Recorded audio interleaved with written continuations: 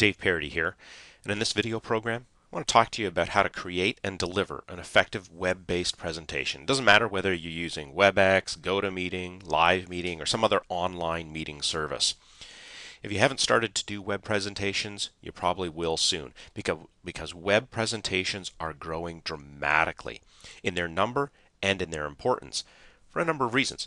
First of all, many organizations have cut their travel budgets. No longer are people being flown into a city to go to a meeting or a presentation. Now, we just can't afford that in many organizations. So they're turning towards web presentations instead.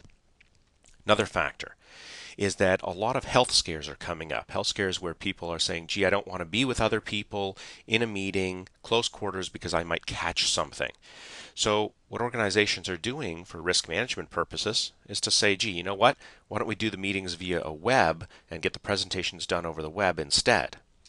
And finally, because of various cutbacks in organizations and the globalization of many organizations, the meeting attendees for our presentation are not just the folks who work in our office, but they're all over the country or even the globe.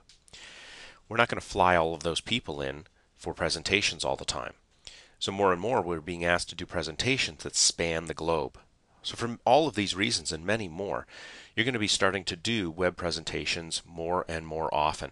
But you want to avoid the disasters that sometimes can happen in web presentations. There are lots of web presentations where you've lost the audience and they're off surfing or doing their email. Why is that? Because they're bored. I was on one presentation recently where I thought actually my connection had stopped working because it was over 7 minutes before anything changed. The slide visually changed. And I thought, in fact, I was about to disconnect. And finally the slide changed. We need to understand how to effectively do web presentations because it's different than live presentations. So here's our agenda for this program. We're going to start by talking about when you should use, probably more importantly, when you should not use web presentations, because they're not the solution or not a good idea in every presentation situation. We're going to talk about what equipment you'll need. Chances are you've got most of this already, but just as a review, make sure we've got the equipment that we're going to need. How do you select a provider?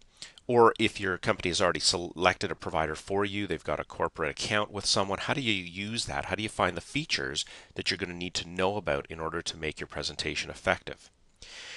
Let's talk about planning your presentation. How do we set it up so that it's going to make sense and it's going to work well for the attendees? And designing a presentation for delivery over the web as opposed to live, because there are certain things that don't work in a web-based presentation that you would do in a live presentation.